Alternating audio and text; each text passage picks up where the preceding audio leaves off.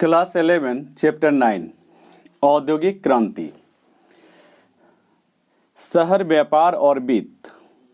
18वीं शताब्दी से यूरोप के बहुत से शहर क्षेत्रफल और आबादी दोनों ही दृष्टियों से बढ़ने लगे थे।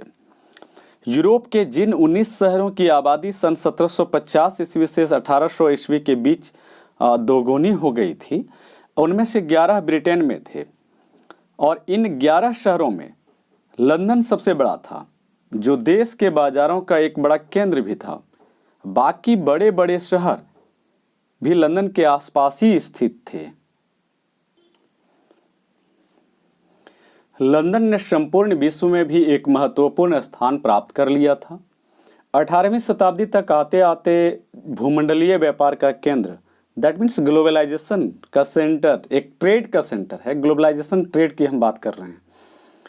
इटली तथा फ्रांस के भूमध्य सागरीय बंदरगाह से हटकर हॉलैंड और ब्रिटेन के अटलांटिक बंदरगाह पर आ गया था। इसके बाद तो लंदन ने अंतर्राष्ट्रीय ट्रेड के लिए एक ऋण प्राप्ति के प्रधान स्रोत के रूप में एम्स्टर्डम का स्थान ले लिया। साथ ही साथ लंदन इंग्लैंड और अमेरिका और वेस्ट इंडीज के बीच एक इस्टेब्लिश्ड मतलब स्थापित त्रिकोणीय व्यापार का भी केंद्र बन गया। कौन? तो एम्स्टर्डम। ध्यान देंगे कि ये जो एम्स्टर्डम है यहाँ पर ऋण प्राप्ति का प्रधान स्रोत बन गया और व्यापार का एक महत्वपूर्ण स्थान भी बन चुका है। और इसके अलावा इंग्लैंड, लंदन और अमेरिका, साथ ही साथ वेस्ट इंडीज के बीच एक त्रिकोणीय व्यापार का केंद्र भी बन गया। अमेरिका और एशिया में व्यापार करने वाली कंपनियों के कार्यालय भी लंदन में ही थे और इंग्लैंड में विभिन्न बाजारों के बीच माल की आवाजाही प्रमुख रूप से नदी मार्ग से और समुद्र तट की सुरक्षित खाड़ियों में पानी के जहाज़ों के जरिए होती थी। रेल मार्ग का प्रसार होने तक या जलमार्गों द्वारा परिवहन स्थल मार्गों की तुलना में सस्ता पड़ता था और उसमें समय भी कम लगता था। काफ़ी पहले यहाँ तक कि सन 1724 ईस्वी से इंग्लैंड के नदियों के जरिए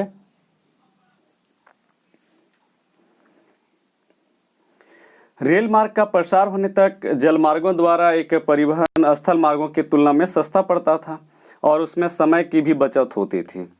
काफ़ी पहले यहाँ तक कि सन 1724 ईस्वी से इंग्लैंड के पास नदियों के जरिए लगभग 1160 मील लंबा जल मार्ग था और जिसमें नावें चल सकती थी और पहाड़ी इलाकों को छोड़कर देश के अधिकांश स्थान नदी से अधिक 15 मील की दूरी पर थे। चूँकि इंग्लैंड की नदियों के सभी नौचालन भाग समुद्र से जुड़े हुए थे, यानी वहाँ की नदियाँ समुद्र से सीधी रूप से जुड़ी हुई थीं।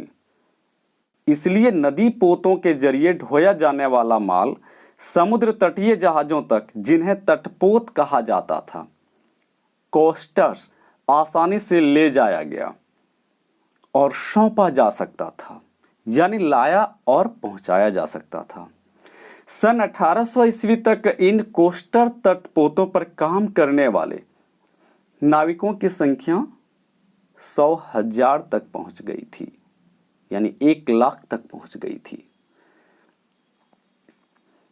आपके पास क्रियाकलाप है कि 18वीं शताब्दी में इंग्लैंड और विश्व के अन्य भागों में हुए उन परिवर्तनों और विकास क्रमों पर चर्चा कीजिए जिनसे ब्रिटेन में औद्योगिकीकरण को प्रोत्साहन मिला। वहाँ के उद्योग को प्रोत्साहन मिला, वहाँ के उद्योगों में किस तरह से अचानक परिवर्तन होने लगा एक लंबे समय के बाद। इस पर आपका ग्रुपिंग बना करके आप लोगों को चर्चा करना है, हमें बतलाना है। देश की वित्तीय प्रणाली का केंद्र बैंक ऑफ इंग्लैंड 1694 ईस्वी में स्थापित किया गया था। 1784 ईस्वी तक इंग्लैंड में कुल मिलाकर 100 से अधिक रीजनल बैंक थे, मतलब प्रांतीय बैंक थे, और अगले 10 वर्षों में इनकी संख्या बढ़कर 3 गुना हो गई थी। 1820 ईस्वी के दशक तक प्रांतों में 600 से अधिक बैंक थे और अकेले लंदन में ही 100 से अधिक बैंक खुल गए थे। मतलब देखिए, व्यापार का कारोबार बढ़ाने के लिए बड़ी संख्या में बैंक खोले जा रहे हैं और बड़े बड़े औद्योगिक उद्यम स्थापित करने के लिए और चलाने के लिए जो उसका आवश्यक वित्तीय साधन होता है, इन्हीं बैंकों के द्वारा उपलब्ध कराए जाते थे। मसलन ऋण, पेमेंट, ये सब कुछ देने का भार, रिस्क, बीमा, सारा कवर करने का ये बैंक ही अब उठाने लगे। 1780 ईस्वी के दशक से और 1850 के दशक तक ब्रिटेन में जो औद्योगिकीकरण हुआ, उसके कुछ कारण ऊपर बताए जा चुके हैं।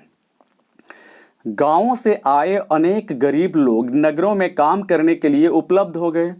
बड़े बड़े उद्योग धंधे स्थापित करने के लिए आवश्यक ऋण राशि जो उपलब्ध कराने के लिए बैंक मौजूद था, वहां से लोग लेने लगे। और परिवहन के लिए एक अच्छी व्यवस्था तो पहले से ही उपलब्ध हो चुकी थी, क्योंकि उनका नदी का साधन था, नदी यानी जलमार्ग का साधन था, और वह नदी जलमार्ग सीधे समुद्र से जुड़ जाता था। इससे उनकी बहुत सारी खर्चे बच जाती थी, समय कम लगता था। आगे के पृष्ठों में आपको दो नए कारकों का वर्णन किया गया है। मसलन प्रौद्योगिकी परिवर्तन, मतलब ये आपका है जस्ट लाइक इंडस्ट्री चेंजेज है, ठीक है। यहाँ पर आप कह सकते हैं एक टेक्नोलॉजी परिवर्तन है। उसकी तुलना में अब इसकी एक नई श्रृंखला स्टार्ट होती है। क्या होता है, जिनसे उत्पादन के स्तर में अचानक वृद्धि कर दी और एक नया परिवहन तंत्र जो रेल मार्गों के निर्माण से तैयार हो गया। और ये नया टेक्नोलॉजी दोनों विकास क्रमों के मामले में यदि बीच के समय को सावधानी पूर्वक देखा जाए तो यही पता चलेगा कि इन विकास क्रमों को, ये जो पीरियड है, डेवलपमेंट पीरियड है, और उनके व्यापक इस्तेमाल के बीच कुछ दशकों का ही अंतराल रहा था।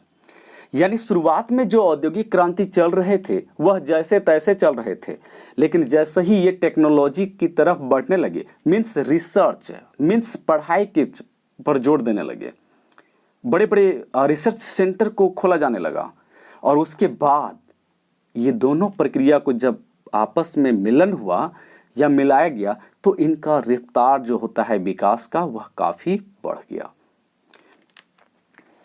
कोई नया आविष्कार होते ही उद्योग में तत्काल उसका प्रयोग शुरू हो जाता।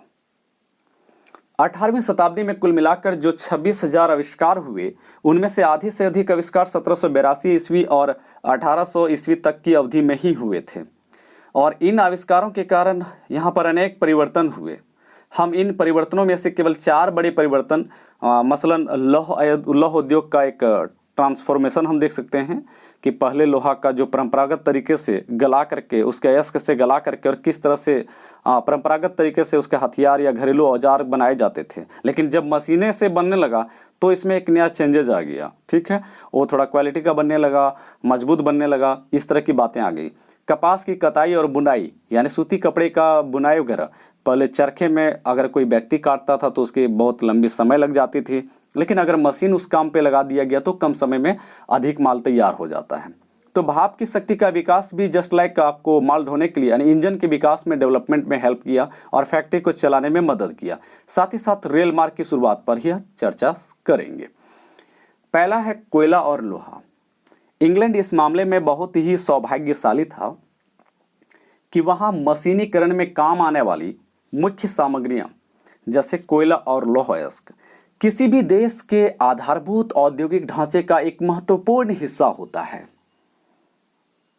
एक संसाधन शक्ति का महत्वपूर्ण हिस्सा होता है कोयला और लोहा। ये वहां पर बहुत बड़ी मात्रा में उपलब्ध था। इसके अलावा वहां उद्योग में काम आने वाले अन्य खनिज जैसे सीसा, तांबा, रांगा जस्ट लाइक टिन बहुत मिलते थे। किंतु 18वीं शताब्दी तक वहां इस्तेमाल योग्य लोहे की कमी थी और लोहा प्रगलन, दैट मीन्स स्पेल्टिंग की प्रक्रिया, गलाने की प्रक्रिया के द्वारा लौह खनिज में से शुद्ध तरल धातु के रूप में निकाला जाता है। सदियों तक इस प्रगलन प्रक्रिया के लिए काठ कोयले यानी चारकोल का प्रयोग किया जाता था। जैसे कि आमतौर पर आज हमारे गाँवों में जो देखते हैं, थोड़ी बहुत हमारे पास जो कृषि के उपकरण हैं बनाने होते हैं, तो हम लोहार के यहाँ जाते हैं, वे अपनी चारकोल से लोहे को गलाने का काम करते हैं। ये बिल्कुल उसी प्रक्रिया का नमूना है। मैंने पहले भी आपको कहा था कि बड़े शहर बस जाएं, नगर बस जाएं, सभ्यता बस जाए, उसका तो विनाश हो जाएगा, उसके विनाश हो जाएंगे, परंतु छोटे छोटे रूप में जो मूल संस्कृति है वह कायम ही रहेगी। नगर का विनाश होता है, संस्कृति का विनाश पूर्णतया कभी नहीं होता है। तो अब देखिए, इसकी अशुद्धताओं के कारण घटिया किस्म के लोहे का ही उत्पादन हो पाता था और यह पर्याप्त मात्रा में उपलब्ध भी नहीं होता था, क्योंकि लकड़ी के जरिए जंगल काट लिए गए थे और जब जंगल आप बड़े पैमाने पर काटेंगे तो पॉल्यूशन फैलेगी। यहां भी आपका मार है, आपका हेल्थ सिस्टम गड़बड़ा जाएगा, इन्वायरमेंट सिस्टम क्रैश करेगा और यह उच्च तापमान पैदा नहीं कर सकता था। कोल ब्रुकडेल का चित्र है धमन भट्टियां और काठ कोयले की भट्टियां, देखिए यहां पर दिया गया है। साथ ही साथ कोल ब्रुकडेल के पास ढलवां लोहे का एक पुल बनाया गया है, ढलवां लोहे का एक पुल ब्रिज बनाया गया है, विलियम्स द्वारा चित्र किया गया है। इस समस्या का कई वर्षों से हल ढूंढा जा रहा था, लेकिन ढूंढते ढूंढते ढूंढते श्रोपशायर के एक डर्बी परिवार ने, जो स्वयं एक लौह उस्ताद थे, ठीक है, इस समस्या का हल निकाल लिया। आधी शताब्दी के दौरान इस परिवार की तीन पीढ़ियों ने यानी दादा भी इसके लोहे बनाने का काम करता था, पिता भी इसका लोहा बनाने का काम करता था और पुत्र, जो सभी अब्राहम डर्बी के नाम से पुकारे जाते थे, उसने धातु क्रांति में और धातु क्रांति उद्योग में एक नया क्रांतिकारी परिवर्तन ला दिया। इस क्रांति का प्रारंभ 1709 ईस्वी में प्रथम अब्राहम डर्बी 1677 ईस्वी से लेकर 1717 ईस्वी की बात है, उसके द्वारा किए गए आविष्कार से हुआ। दरअसल यह धमन भट्टी जो है ब्लास्ट फर्नेस का आविष्कार था, जिसमें सर्वप्रथम कोक का इस्तेमाल किया गया और कोक में उच्च ताप उत्पन्न करने की शक्ति थी और वह पत्थर के कोयले से गंधक और उसमें अपद्रव निकाल कर तैयार किया जाता था। इस आविष्कार का फल यह हुआ कि तब से भट्टियों को काठ कोयले पर निर्भर नहीं रहना पड़ा और इन भट्टियों में से जो पिघला हुआ लोहा निकलता था उससे पहले की अपेक्षा अधिक बढ़िया और लंबी ढलाई की जा सकती थी। इस प्रक्रिया के कुछ और आविष्कारों द्वारा आगे सुधार किया गया। द्वितीय डर्बी ने ढलवा लोहे से पिटवा लोहे का विकास का काम किया, जो कम भंगुर था, मतलब कम टूटता फूटता था। हेनरी कोट ने आलोडन भट्टी का आविष्कार कर लिया, यानी भट्टी में ही अब देखिए टाइप्स बदल गया, लोहा अस्कलाव गलाव लोहा बन गया, लेकिन वो लोहा किस क्वालिटी का है इसको भी पकड़ना होगा आपको। अगर मजबूत लोहा नहीं है तो फिर मशीनें हमारी बन नहीं पाएगी, वो कामयाब नहीं होगा, वो अधिक समय तक टिका मजबूतीपन उसमें नहीं रहेगा तो चलेगा नहीं। तो ये तीन भट्टियों का आगमन हो गया।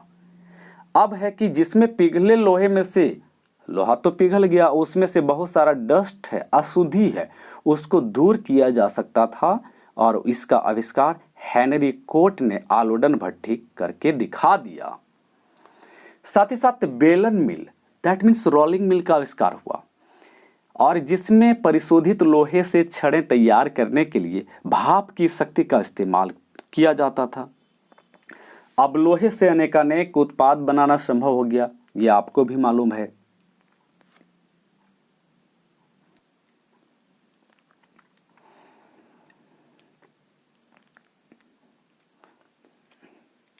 साथ ही साथ यहाँ अब वैज्ञानिकों ने लोहे के भौतिक और रासायनिक गुणधर्म को नियंत्रित करना भी सीख लिया था, ठीक है। मतलब लोहे में क्या क्या कौन कौन से मटेरियल होते हैं, कौन कौन से अंश होते हैं और कौन सी अशुद्धियों को दूर किया जा सकता है, कब किया जा सकता है, ये सारी प्रक्रिया को उन्होंने स्टडी के मार्फत सीख लिया। 1770 के दशक में जॉन विल्किंसन ने सर्वप्रथम लोहे की कुर्सियाँ बनाई और आसव तथा शराब की भट्टियों के लिए टंकियाँ बना डाला और लोहे के सभी आकार या सभी प्रकार की नलियां यानी पाइपें बनाई। 1779 ईस्वी में तृतीय डर्बी ने विश्व में पहला लोहे का पुल कोल ब्रुकडेल में सेवर्न नदी पर बनाया। सोचिए, इतने बड़े महान काम को पहली बार उन्होंने किया कब? 1779 ईस्वी में। विल्किंसन ने पानी की जो पाइपें थी, पेरिस को पानी की आपूर्ति के लिए 40 मील लंबी पहली बार ढलवां लोहे से बनाई। लोहे को ढाल करके एक नया पाइप तैयार किया और पेरिस की पानी को 40 मील लंबी पाइप का सप्लाई किया। आगे चलकर यह इलाका आयरन ब्रिज नामक गांव के रूप में विकसित हो गया।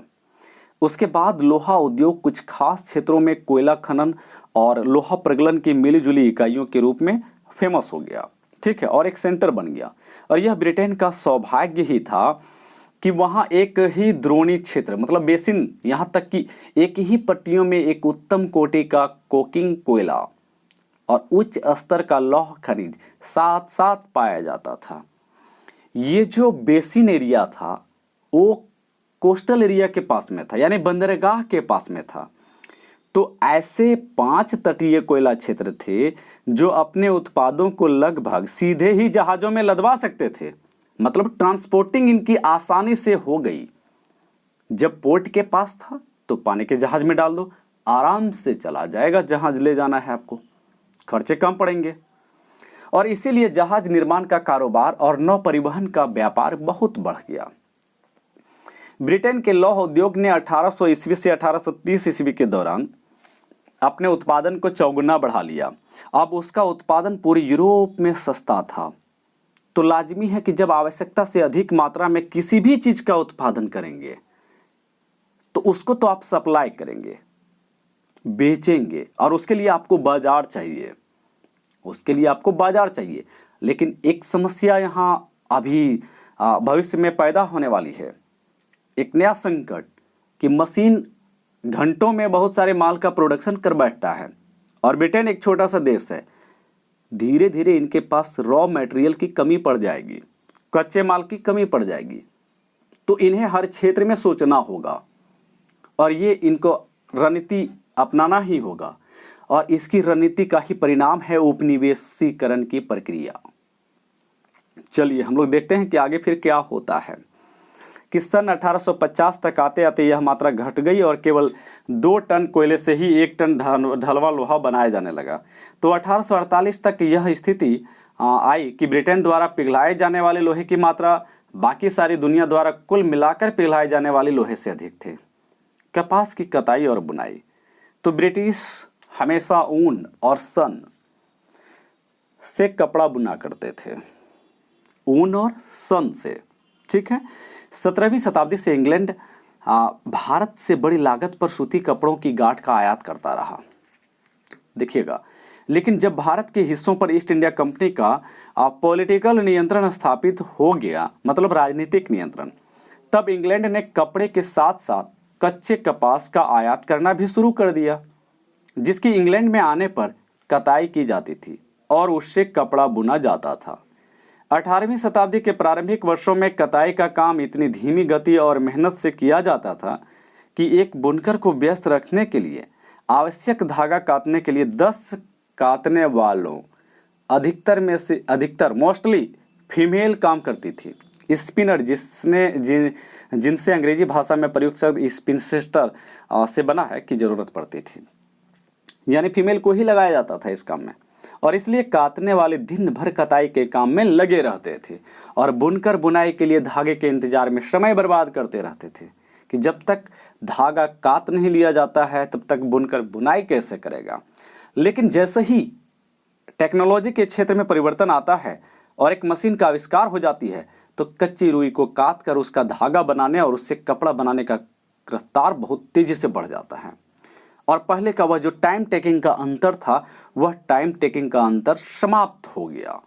इस कार्य को और अधिक कुशलतापूर्वक कार्य करने के लिए उत्पादन का काम धीरे धीरे ही सही, ठीक है, कताईगारों और बुनकरों के घरों से हटकर कारखानों में चला गया। इसमें से आपको याद रखने हैं कि फ्लाइंग शटल पॉइंट फर्स्ट में है। फ्लाइंग शटल यानी उड़नतुरी करघे का आविष्कार जॉन के द्वारा 1733 ईस्वी में किया गया था। फ्लाइंग शटल लूम यानी उड़नतुरी करघे की सहायता से कम समय में अधिक चौड़ा कपड़ा बनाना संभव हो पाया और परिणाम स्वरूप कताई की तत्कालीन रफ्तार से ज्यादा ही कपड़ा बुना जाने लगा।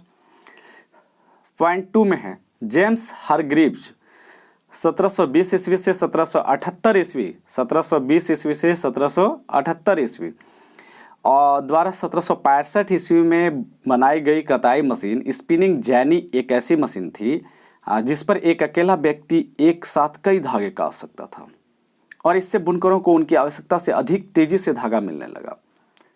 फ्लाइंग शटल का आविष्कार उड़नतुरी ने किया। स्पिनिंग जैनिंग का आविष्कार जेम्स हारग्रीव्स ने किया। और थर्ड में है रिचर्ड आर्कराइट। इन्होंने वाटर फ्रेम नामक मशीन का आविष्कार किया।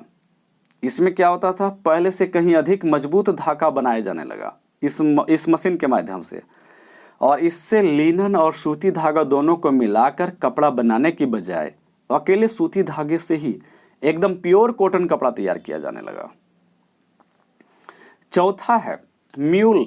एक ऐसी मशीन का उपनाम था जिसको सैमुअल क्रॉम्पटन ने 1779 ईस्वी में बनाई थी, और इससे कता हुआ धागा बहुत मजबूत और बढ़िया होता था। पांचवा है कपड़ा उद्योग में उन मशीनों के आविष्कारों का दौर जो कताई और बुनाई कार्यों के बीच संतुलन बनाने के लिए बनाई जा रही थी।